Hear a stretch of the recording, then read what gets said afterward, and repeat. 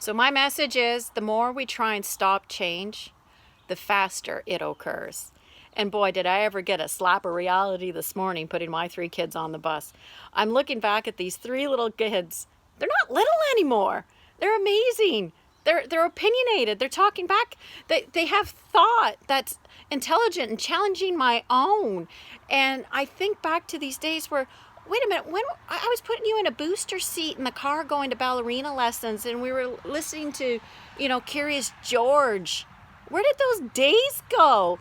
And as a parent, I have to stop hanging on to those days and I have to adopt change. I have to listen to the drums and the guitars and the grunge music, which actually I don't mind because I kind of like grunge. But, adopting change has been something really interesting in parenting style.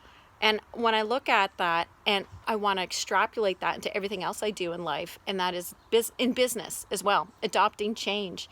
And the greatest thing I think us as entrepreneurs, as accounting professionals, as small businesses, as nonprofits, whoever it is looking at this video, is adopt change. Don't stick to the old ways because you have no control. You absolutely have no control. Yes, it is your business. Yes, I agree that you can disperse cash, but you have no control over change. Change will happen with or without your permission.